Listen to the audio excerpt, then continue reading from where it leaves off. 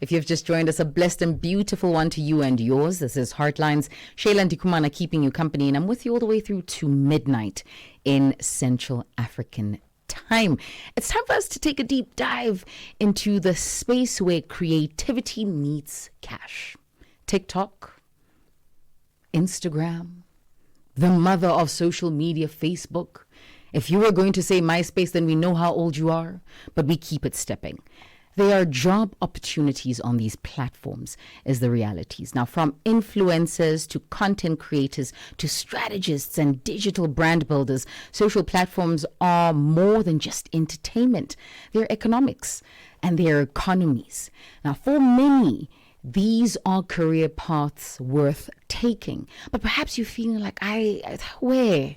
How? Shayla, I have 20,000 followers on TikTok because I joined it in the prime just as TikTok opened its doors as one of the very first. And we had these follow for follow chains. And now I'm sitting on 20,000. But what do I do with these followers? How do I generate funds from this particular kind of following? Joining us tonight is someone who knows this world inside out. His name is Elijah Palm, a creative director at 72 Creative Agency. Elijah and his team have worked with brands such as Ford South Africa, Edgar's, Miss SA, Maybelline, Gallo Records, and some stars such as the actress Thuso Mbedu, crafting strategy, content, and impact. So tonight I want you to grab a pen, piece of paper, maybe just your cell phone, or maybe just a lending ear so that we can learn a thing or two together. Elijah, thank you so much for joining us. Welcome to Heartlines.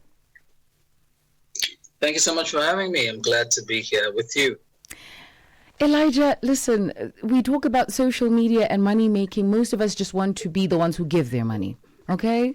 We want to scroll through social media. We want to enjoy the content. We want to get distracted. But here stands an opportunity for us to create funds. For those who feel like this is impossible, perhaps lay the groundwork for us. You know what? I think the most important thing we need to understand about social media, especially in 2025, is the fact that it has to change.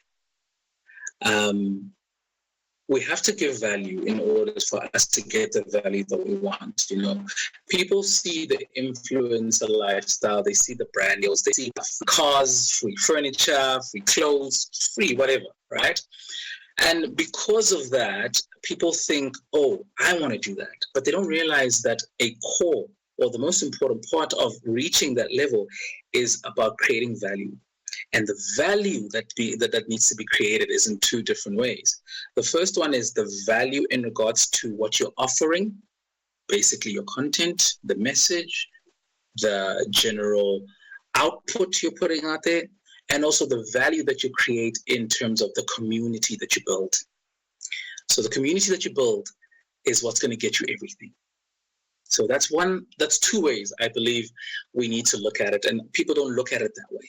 People just see the flashing lights and they think, oh, I just want to be on that end. But they don't realize that the work itself is more importantly about creating value and offering value to people. Elijah, if I'm to be extremely honest, I've seen that shift from the cars and the Lux to the plain Jane, right? That's the content that's now attracting us, right? Individuals who look like Shayla, you know, who aren't in a Rolls Royce, you know, cruising through the city. And she stands at maybe 300,000, 1 million followers on TikTok, right? And brands want to partner with her. But hers is not a luxe brand. Hers is not the lavish life that was sold on platforms such as Instagram. Let's talk about that shift in dynamics, because I do think that shift has created an entirely different ball game for those who want to hop onto social media. I think that shift is purely based on one simple factor, and I think it's social media fatigue. It's curated feed fatigue. It's the aesthetic fatigue. You know, the everyday girl, right, who has everyday problems, right? That person is more abundant in the world than your major influencers, for example, right? So people have gotten to a point where they get so tired of seeing the clean, the monochromatic feeds, the polished, trips away. People are tired of that. And what people want to see, and also what TikTok has also done as well, has created a space where anyone can just express themselves. And people have realized that, it's not necessarily about having the best stuff, but it's also being the best version of yourself and showcasing your life as it happens and as it is. And the truth is, we can all relate to certain things that are being put out there. We can relate to someone who's trying their best. We can relate to someone who is waking up in the morning to go and make their dream happen. We can relate to someone eating a specific meal. We can relate to someone taking a taxi or taking an Uber. We can relate to so many different things that are actual real life. And because of the fatigue, right, the shift that has happened from the polished feeds to now more personality, everyday / relatable content is where we're finding ourselves. And those people, right? Those people are prime candidates for brands because, again, brands have moved away or are moving away, depending on which brands you're looking at, are moving away from the one amount of money. And you just get that one post, and then the brands pay for that one post, and next thing you know, that one post gets covered up by someone's selfie the next day, and the brand didn't really get that much. You know what I mean? So now they're in a position where the everyday girl, the plain Jane, the Shayla, as you say, right? Yes. Is in a prime spot to be in the forefront by just being authentic, because again, she's offering a value that is completely different from your highly polished and highly curated influences. And that value is relatability. That value is a glimpse into a truer and more genuine way of living life and experiencing life. You understand? So even with that 300,000, right? I think maybe, let me not get ahead of myself, but what I'm basically trying to say is, because of how real and authentic Shayla is, she's been able to amass a following that is very, very impactful and most importantly, very, very valuable. You speak about value add, right? And for me, what it sounds like is that brands will flock to wherever the crowds are, which is business. It's the nature of business. I wanted to speak to the end of the influencer, if you will, the content creator, the digital creator, if you will, and the realities of tweaking content for the betterment of your, I want to say engagement with brands, because for the most part, relatability is one thing, but you still want to align yourself to some kind of line of branding. If it's lifestyle, if it's food, Shayla will be with the food. Let's keep it stepping. If it's cars, whatever that is, you still want to find yourself in alignment to something. Is that important in this day and age? Because it once was. It definitely is, because if there's one thing brands are very serious about is their target audience and their line of business. So, a brand that offers lifestyle products won't necessarily go to an automotive influencer or an automotive personality, right? So having a niche is important because it puts you in line, right, with brands that have products that inhibit that space, right? So it's as simple as, if you have a niche that you can focus on, right? Let's say your niche is lifestyle. Right? Lifestyle encompasses food, it encompasses furniture, it encompasses property, it encompasses dining / traveling. It's a mixed bag, but at the end of the day, it all gets locked into that one bag, and it's lifestyle, right? So you can really hop between different brands, right? And then here's another one. If your niche is finance, right, the pool becomes very, very small now. You're dealing with finance from the perspective of what banks can offer, or what investment offers, or what private companies within the finance space offers. So niche is very important in order for you to ground yourself, and also it informs what type of content you need to put out, the type of content you're going to put out, and how that content manifests itself through you to the value that you've created, which is your audience. Elijah, I want to talk about job creation, right? There's some real world titles that are now afforded due to this new market called social media and digital, just the digital space altogether. Let's pick out some of those jobs and those posts. And I'm saying this for the critic who's sitting at home and saying, my daughter won't become somebody on social media. You know, someone who's fighting that with all of their might. Some surety, perhaps. Sorry, your line was a bit bad there. I didn't hear the end of the question. So the end of the question is essentially just us assuring those parents, those brothers, those sisters, even the naysayer to self, that listen, these are secure forms of employment. This can be a career path. You know, once upon a time, the billboard didn't exist, right? And once upon a time, the influencer was a joke, right? People were really laughing at influencers like, what are you doing? You know? Yeah. I think just like jobs change based on the world changing, technology evolves. And when technology evolves, it creates new employment or new forms of employment and makes more established forms of employment more obsolete.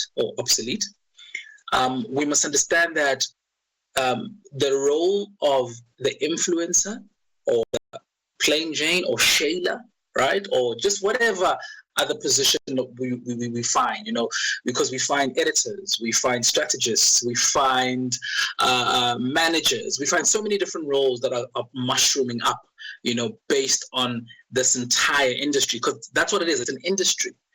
The first focus and the first shift we must look at is that this is an industry. It's not just an app where people are dancing, for example, in the line of TikTok, right? Just like any industry, there are positions in that industry that will be permanent, that will grow, that will evolve, that will become obsolete. You understand? I can say this right now out loud, and most people won't agree with it. But for example, the role of the teacher in the next 10 years is going to be completely different to what we experienced. You understand? You know, and with that being said, the role of the content creator, right, is not just going to be a person with a singular camera. This person might eventually own an agency like mine where they create content on a regular basis for brands, and brands will come to this person and say, we want X amount of content or X type of content. And that person will be able to create and craft this content simply because they're so tapped into these platforms. They're so tapped into the technology. So I don't think it's a case of, is this a sure thing? But this is a sure thing. This is marketing. You know, this is brand communication. At the end of the day, brands are taking the budgets that they put together for marketing, right? However many millions, and they're breaking it up into little pieces and they're distributing it in different places. One goes on TV, one goes on radio, one goes on digital, social media, which trickles down to influencers. And from those influencers, they've got people they work with, such as filmmakers, photographers, graphic designers, social media managers, social media strategists, makeup people. There's so many different places that budget trickles down to and creates employment. And at the end of the day, I believe personally, right, every single content creator is an entrepreneur, every single one, because they are consistently fighting to be seen, and they're fighting for the identity of being accepted and being welcomed, not just as someone with a phone camera, but someone who's got the power to create impact. And that impact comes from understanding that this is a job. It's not just quick selfies, you know? Yeah. These people create influence. The voice of creative director Elijah Palm from 72 Creative Agency, joining us to talk all things success strategy and standing out online. If you want to send through your questions, please do so. Find us on WhatsApp +27 6340 69126. Tell your friends if they were looking to step into the realms of this digital space that has become a new market. Find us on DSTV's 802. Take a pen, take a paper. Classes in session, as my producer has been saying, and we're going to be learning a thing or two on how to generate income from social media. Elijah, I want us to to get into the challenges, right? One thing that you made mention of for me is the realities of being an entrepreneur. Not every content creator has the skill set for entrepreneurship, right? They know how to create content. That's their niche. That's their understanding, and so transforming that content creation into this income stream requires a bit of knowledge. Let's talk about fundamentals. How do we monetize this account? How do we attract brands? Perhaps the fundamentals will establish this conversation for us. Yes. So in advertising and in digital marketing, there's something called pitching, right? How advertisers get money and get jobs and how they get clients, right, is by pitching. And then say, hey, look, I can do this better than anyone else, and this is how I'm going to do it, right? So the reason I'm using that as an example or as a starting point is because when you're an influencer, like I said, you are fundamentally an entrepreneur. And for being an entrepreneur, there's two things you need to understand. That's very important. Number one is education. You need to understand and learn your business, right? Education comes in from understanding what it is that you do, how you do it, how others are doing it, where it's going, and how you should do it. The second thing is you need to understand your market. If you are a content creator in the automotive space and you want to make money from, let's say, some of the biggest car brands in the country, understand how the industry works. Understand how a product rollout works. Understand what you need to do before there's even a product rollout. Understand how you need to come out. Understand how you need to go about establishing a unique identity in the space. The only way to monetize your page is to have value, like I said, and the value comes in the form of your content. If your content is impactful enough, gets people talking, gets people excited, gets people waiting for your next upload, you take all of that data, all of that information, the comments, the likes, the views, the engagement, all the metrics that you see on your back end. We're not just fascinated and infatuated by the fact that we've got likes. We take all that data, we put it into a presentation, we go to, let's say, a Ford and say, hey, Ford, this is who I am, this is what I've done, here's the impact I've created, and I would love to work with you. How do we go about doing that? And you go to the marketing manager or the digital marketing person within the company. You search it out. Who is the digital or the marketing manager at Ford? Which agencies is in charge of handling Ford's marketing? Or you go to Ford's Instagram or TikTok. Hi, guys, I'd like to work with you. Who do I talk to make this happen? So that's one side of it, right? If you are someone who doesn't have the biggest following and you're starting up and you're trying to come out, right? Then it's your job to put yourself out there, plain and simple, and really connect and network, because networking is one of the best things. They say your value is in your network, right? The more influential and the more impactful people you surround yourself with or you put in your network, the better the results will be for you in terms of the type of brand value you will have, right? The second part is, if you just purely a creator, because like we said, there's every entrepreneur, every creator is an entrepreneur, but some people are more creative than entrepreneur, just like you said, right? So I always say to people like that, it's two things. It's number one, honestly, it's luck, and number two, it's personality. Luck and personality. If you are unbelievably comfortable with who you are and you put yourself out there consistently, right? These brands will find you, especially if you do a few key things. Number one, if you position yourself in your niche in such a way where it's undeniable what you are about. There's certain people, when you go onto their pages, this person is about cooking.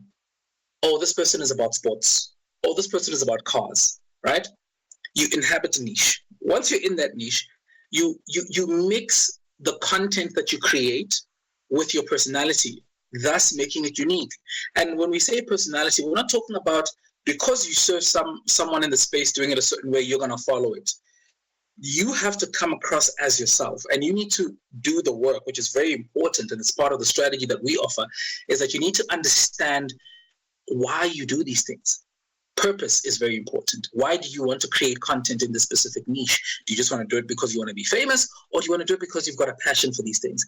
And then once you understand that, and you can answer that, it becomes easier for you to be one and very, very important thing, consistent.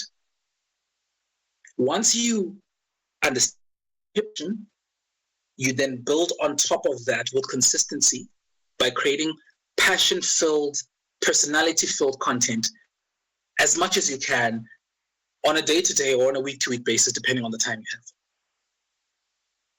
The brands will see you eventually, because people will start talking, people will start engaging. Because if there's one thing that people on social, like without a doubt, recognize immediately, is authenticity. And those are the two ways I feel you can go out there and monetize your brand, regardless of how small it is. Because nowadays there's something called the micro influencer, where you don't need to have a lot of followers, but if you've got enough impact and you're creating truly unique and personality driven, then brands will see you, or the right people will see you and they'll want to engage. Or you can put yourself out there, like I said, and it'll be obvious when people check your profile that, oh, this is not just your everyday type of person. Let's talk about common mistakes made on social media. I think you sort of tilted towards that. However, I do want some clear no-go zones. As a content creator, as a digital creator rather, what are some of the things that we should just be staying away from, stay clearance, if you will, when it comes to putting content out there and making sure that you stand out? I think the most important thing I can say in this space, and I'm not going to say a lot, right, is everyone wants a good reputation, right? Everyone wants a good reputation. Everyone wants their mother to be proud of them, right? You should not do things that will put you in a bad light, or put your parents in. Simple. Because the thing is, there's no brand that's going to want to work with someone who's controversial. Because brands are clinical about their cleanliness, because they know that this image that they're investing millions and millions and millions of rands into, right, is literally their vehicle into financial success. And that's what they're searching for. Brands are searching for one thing, and that's to make a profit. They need to sell. And they know that if they're perceived in a negative way, they're never going to sell. So just like people should look at social media and ask themselves a very simple question, right? If my mother was to look at my profile, will she be happy? Right? Yeah. Brands are looking at it that way. Brands are looking at it that way. They're like, is this person someone that we can associate with who's not going to bring us embarrassment? So it's if you're looking at, let's say, a space now of cooking, for example, right? If you're looking at a space of cooking and you want to work with brands within the cooking space, let's say you want to work with, for example, say Testic, right? Testic rice, right?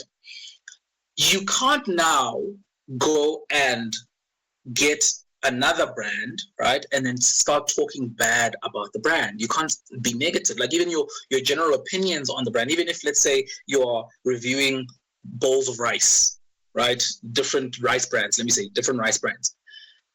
The way that you deliver your dissatisfaction with one brand cannot be scathing, you know. And we're looking at the realities of maximizing on social media, looking at platforms such as TikTok, Instagram, Facebook, you name it. These are part of the discussions. Elijah and his team have worked with brands like Ford South Africa, Edgar's Miss South Africa, Maybelline, Gala Records, and some stars such as Thuso Mbedu, crafting strategy, content, and impact. Elijah, you are back with us. Let's get into a conversation around 72 Creative. The birth thereof, inception point, what was going on? That's a very, very funny story, right? To be honest with you, the name 72 doesn't mean anything. It never meant anything. It was a street or a building number, if I'm not mistaken. I think it was 72 Jutta Street. I was in varsity, and I was registering my business. I just dropped out of school because finances, And I was like, I'm going to start a business. I need to start a business. Let me register a business. I need a business name, and I didn't want to pick a name that meant anything, simply because my goal was to build up that name. So whatever name I picked, the connection to it, the success behind it, the impact it would have, it would be based on whatever work we create. So I picked the name, it was 72, and I was like, okay, I can't literally just call this thing 72. So let me make it sound cool and make it sound a bit, a little bit of strategy behind it. So I was like, it's going to be called 72 Creative Agency. And that's pretty much how the name started. Yeah. And when you pieced this masterpiece together, what was the aim of the agency? The aim was to create impact for small to medium-sized businesses. It was to create a space where quality work from a branding perspective, brand strategy perspective, design perspective, content production, social media management and social media strategy perspective.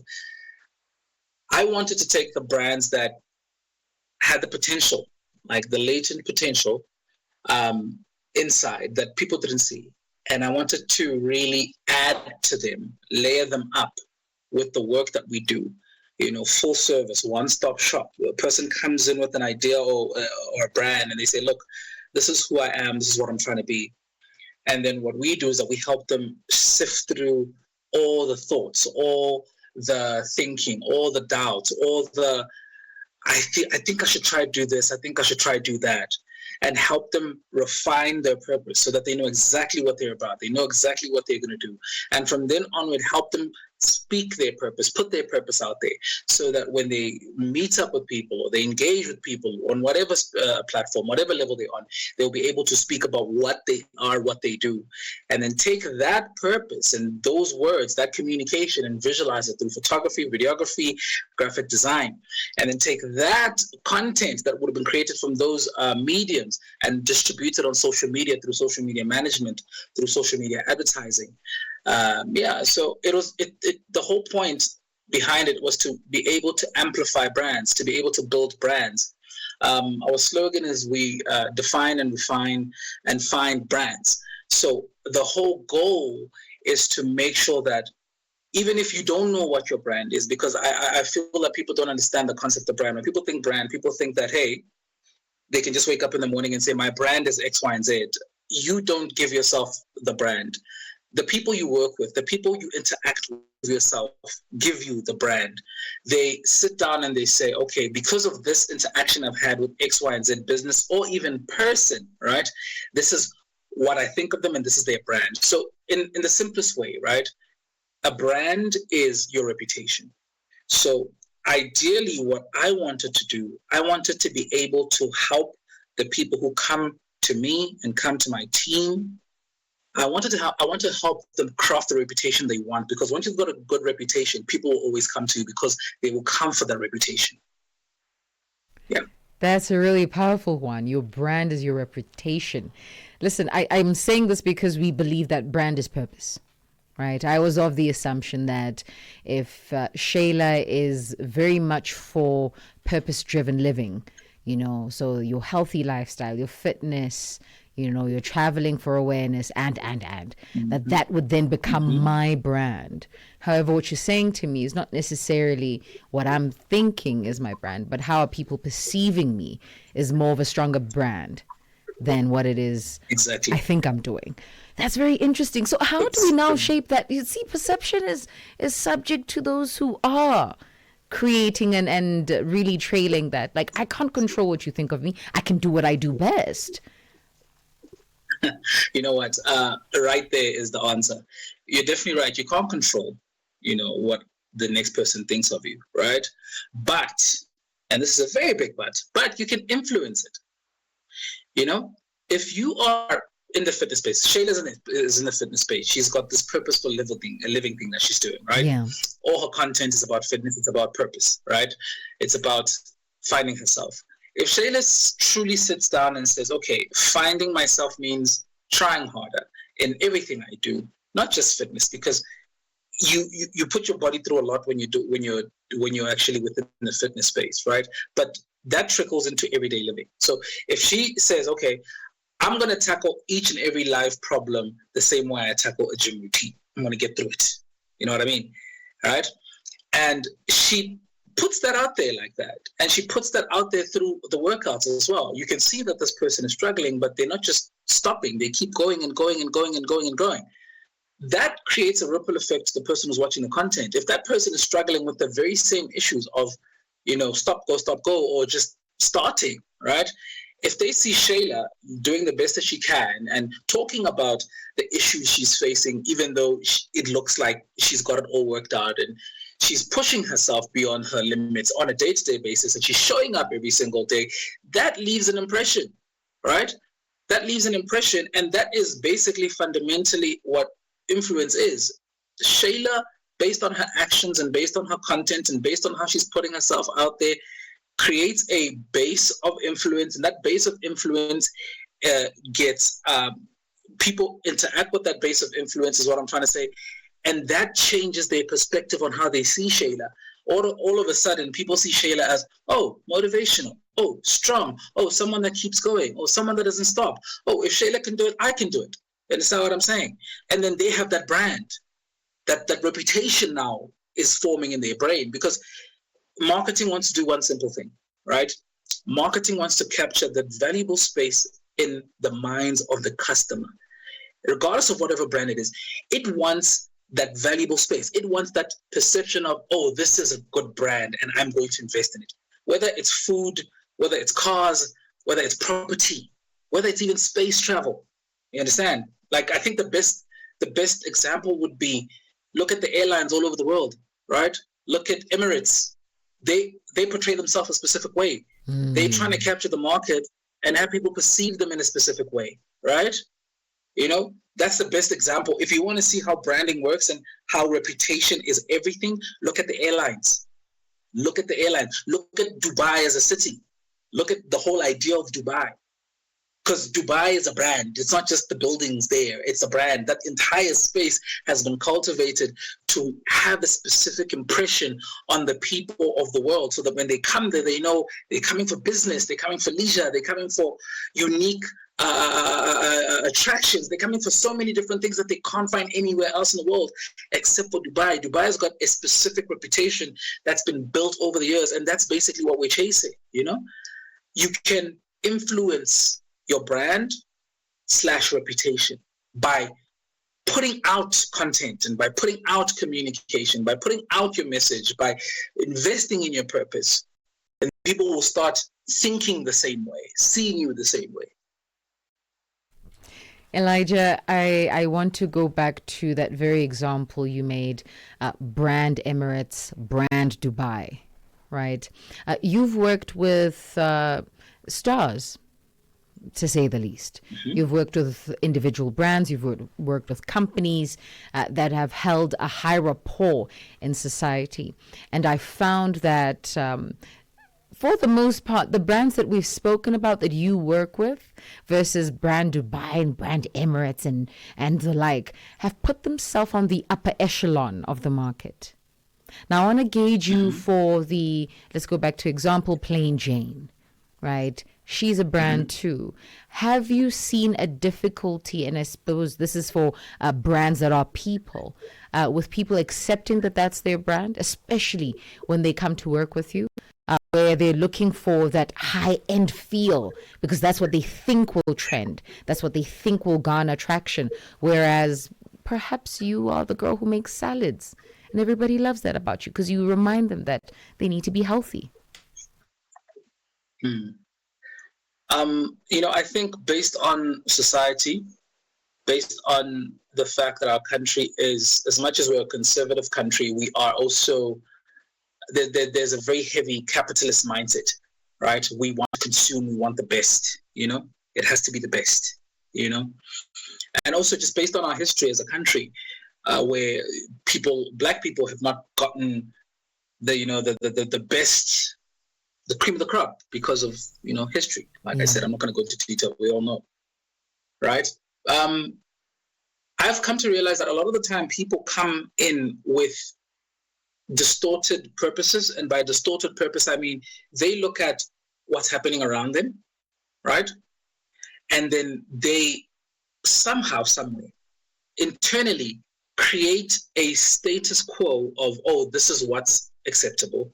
This is what the industry is. This is what the space is. So I need to conform to the space. So they start thinking along the lines of people out there who are influencing, people who have created a reputation in their minds. You know what I mean? Going back to the previous topic we were talking about. So because of that, they come in and they say, I want to do X, Y, and Z, and I want to do it this way, and I see it this way, and I see it that way. And my job is to say, look, you can do it like that, but there's already someone doing it like that, right? And we're not trying to compete with anyone here, because I believe that as human beings, every single human being, all 2 billion of us on this planet, as far as I can remember, it's 2 billion. All of us are unique, right? Yeah. And you need to have that one thing that says or that shows, or you need to let your uniqueness shine through. So people come in and they've got this idea of what they want to do. My job is not to shoot down the idea and say, hey, look, everyone's doing this idea, so don't do it. My job is to get deeper to the purpose and say, hey, look, let's peel back these layers. Why do you want to do it like that? Why does this work for you? Why is this way? Why do you see it like that? So we keep going and going and going and peeling back the layers until we get to a fundamental and the most simple purpose. Because you must understand something about purpose. If your purpose is to travel to the sun and then, end up in Pluto and then, chill on the surface of Venus, it's very convoluted. There's a lot, right? There's a lot that's happening there, right? And it seems too massive and too big to do, right? But if your purpose is, I want to explore uncharted territories, or I want to explore the unknown, you understand? That in itself is way more impactful, and that opens up so many different horizons for you. You understand? It can be space, it can be ocean, it can be so many different things. But my point is, people come with being influenced by the industry or the space that they want to get into, and they forget themselves. And they forget that, look, it's not always about having the Ferrari, right? If you really buckle down and push yourself and invest in you, you'll get the Ferrari. Might not be today, might not be tomorrow, right? Just because someone else is driving a Ferrari doesn't mean that you're not going to drive a Ferrari. Be okay with your Kia Rio for now, because you're still getting to the same place as the person with the Ferrari. The most important thing is what you're doing. Does it make sense for you? Does it make you happy? Because once it makes you happy and it makes sense for you, it's not a job. It's a part of you, and you're able to put it out more. So I always tell people, go understand why you like making salads, right? Or understand why people like the fact that you make salads. Your purpose is somewhere in there, right? Maybe the way that you make salads is so impactful that people are like, wow, actually, I really need to take my health seriously, right? Or maybe you make salads because your family history is that of very unhealthy people based on genetics, right? And you want to be the one that changes it all and takes control of that history and takes control of that line and that story and that narrative, right? And you go out there speaking like that, and that creates change in someone. So I believe that the most important thing is about understanding that it's about purpose and not necessarily influence. As much as I preach, this is how you influence people to get the brand that you want. Before we do the influencing, we need to understand why we do what we do. Why? It's not just about taking a pretty picture. It's about what comes with that. That is fair. The voice there of creative director at 72 Creative Agency, Elijah Palm, joining us on the line this evening. If you want to send through your questions, find us on WhatsApp +27 6340 9126. There is a question coming in about the advent of technology, the rise of the use of AI. Does this affect influencers? Deep fakes has become a real thing now. Of course, banned in certain countries. The African continent hasn't really stretched out in terms of policy framework on that end. Do you think that African influences are threatened by the advent of AI? I think the whole planet is, actually the whole universe. Okay. Because it's a powder cake. It's a powder cake. It's a very touchy subject. It's very thin ice, simply because there will always be bad actors, people who use these things in a bad way to gain value, right? Just like there are good people who use these things in a way to create truly amazing and beautiful things. I look at AI in two different ways, right? I look at AI first and foremost as a tool, just like the computer, just like a pen, just like a paper. It's another way you can actually bring out your ideas. It's another way you can test your ideas. It's another way to explore different ideas. It's another way to equip yourself with not just experience, but knowledge and execution, right? That you would need to go to school for. Yes, there's a lot of politics around how this is even possible. But I believe as the creative, fundamentally so, what AI has done, it has completely leveled the playing field, right? You can't say, I don't know how to X, Y, and Z, right? If you can take AI, again, attach it to your purpose, and truly envision a future and a experience, and go in there and use this tool, because again, it's a tool, to craft and build and create something different, then you're winning. Because at this point in time, there are people out there, for example, who are making whole movies, who are making whole cartoons, who are making whole stories, who are doing so much with this technology, right? Just like there are people who are out there using this technology to scam people. True. Right? So I think, first and foremost, AI is very, very, very, it's a serious thing. It's a very, very hectic technology, and the way that it's progressing even is actually pretty alarming. But at the same time, I believe that things happen the way that they're supposed to happen. And it's all about how do you see yourself fitting into it and doesn't engage with it, right? Because regardless of whether you touch it or not, it will move. It will grow. It will expand, right?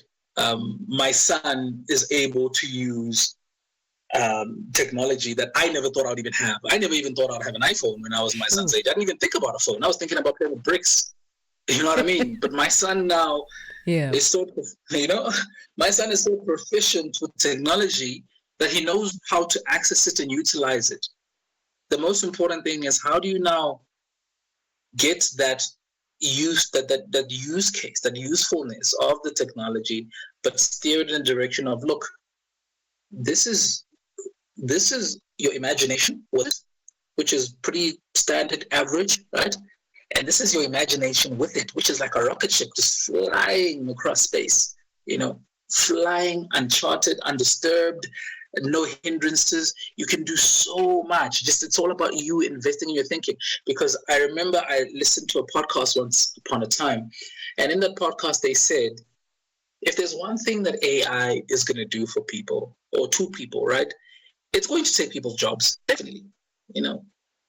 There's AI influencers, there are so many, there's something called faceless channels or faceless accounts on TikTok and on YouTube, where people are utilizing AI to generate content at an alarming rate, right? And these things are working. But at the very same time, going back to the podcast I listened to, it's going to take people's jobs, and we're seeing it one way or another, and it's progressing. But also at the same time, what it's going to do is that it's going to create so much space for people to really explore.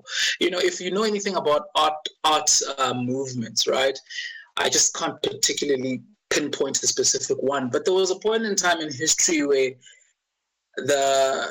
art was right. There were masters, certain people who trained years and years to be able to execute a specific style of painting, right? Yeah. And if you know what happened with Photoshop and technology, that entire thing, it went out the window, but it didn't die. There's still people who are creating beautiful works by hand. And there are people who are creating beautiful works through computers. So I think as much as we're scared of AI, and as much as it's a it's a cause for concern. It's all about how you use it. It's all about how you use it to yourself, to charge your imagination, to test ideas. It's like a sketch pad. You're gonna draw, and you're gonna draw, and you're gonna draw, and you're gonna try to figure out what works, type of thing. Elijah, do you believe that there is a brand or perhaps a niche that is unbrandable? And I ask this because sometimes someone is like, my passion is giving. And I'm not going to be a person who now goes and, shows what my left hand is doing, showing my right what my left hand is doing. I'm not going to apply that. It's not in my belief system. I just want to give. That's what I'm here for. I'm here to serve, help. And I don't want to broadcast or display that kind of thing. So do you believe that there are niches that sometimes we can't do much with this? We have to think outside the box? I personally think that the concept of niche is just that, it's a niche. Everyone, like as much as we all have different interests, some kids love broccoli, some kids hate broccoli, all right? The point is, there is no such thing. As long as there's someone who's interested in a specific topic, you will find a community, or there's an opportunity to build a community around that topic. Okay. And then lastly, as we simmer down and sort of wind down to the end of this conversation, I want you to help he, she, they who's thinking of starting or perhaps refining their brand. Give us a starter pack, all right? 4 things that we need to have in mind, and sort of continuously meditate on when framing this thing that we're calling brand, this perceived view that we're receiving from outside as we do our best.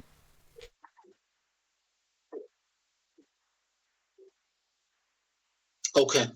This is pretty straightforward for me. So I'm going to go into one of the processes we go through when we're consulting with someone trying to help them brand. The human heart is a fundamental organ in the human body. The human body will not be able to do anything without the heart. Your brand, right? Your brand, your thing, your vision, your goal, this thing that you're trying to do, right, is meaningless without your brand heart. And I'm not going to give you 4, I'm going to give you 5, right? So the first thing is you need to define your purpose. Why? Why do you do it? You really need to be honest with yourself, because that is a key fundamental for you to be able to be consistent in the long term. And also it puts a lot into perspective for you. The second thing is your vision.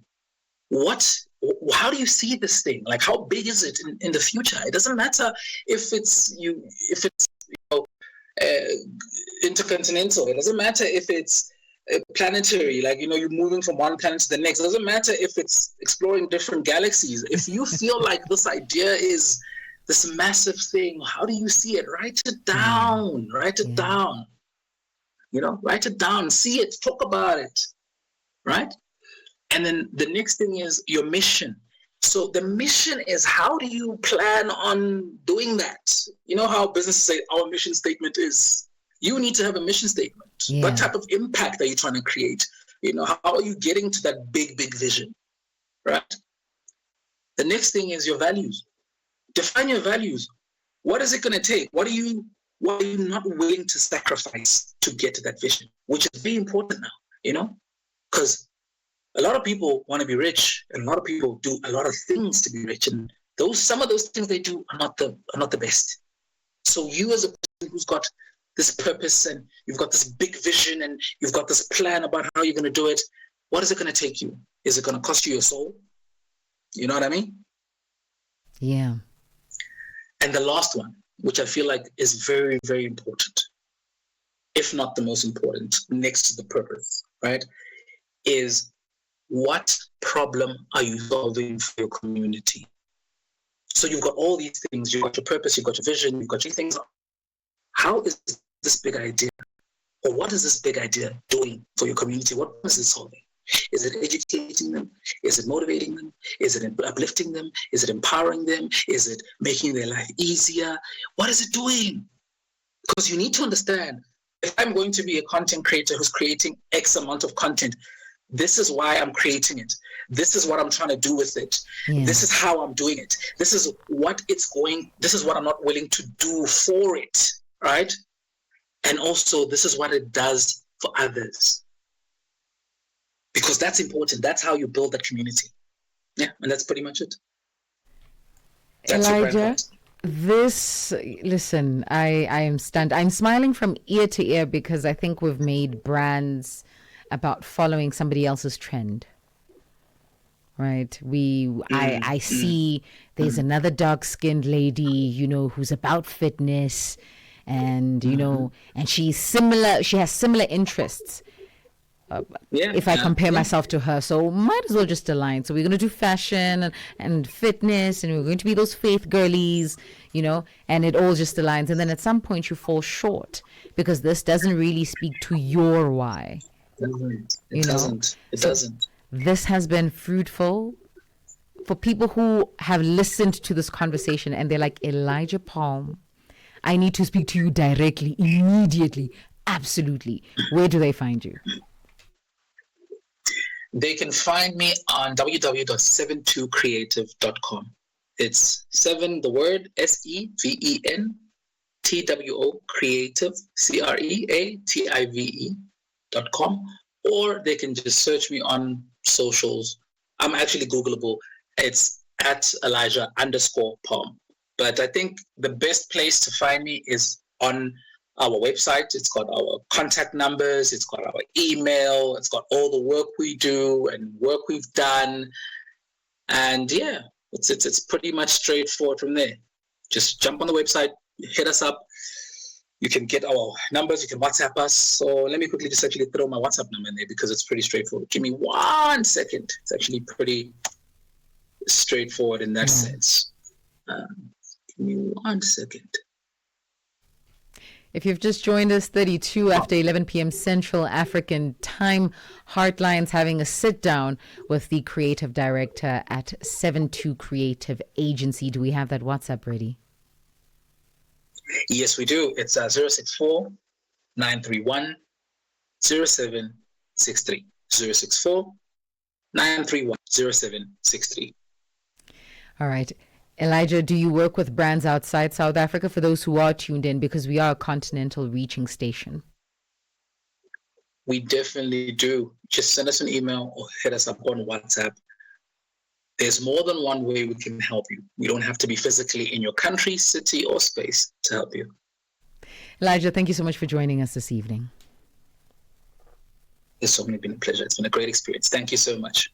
The voice of creative director at 72 Creative Agency. Listen, if you didn't learn something, I don't know what you were listening to. I was taking down notes. Listen, creating value, offering content, your output, making sure that you're serving your community. So much to learn from. If you were thinking, I don't have a job, the job market is currently oversaturated in my particular career field, maybe, just maybe, one of your forms of income might come from this very space called the social media digital industry. It is 34 minutes after 11 p.m. Central African Time for that particular podcast. Tune into YouTube, look for the page, the channel Africa, and look for Heartlines with Shayla Ndikumana.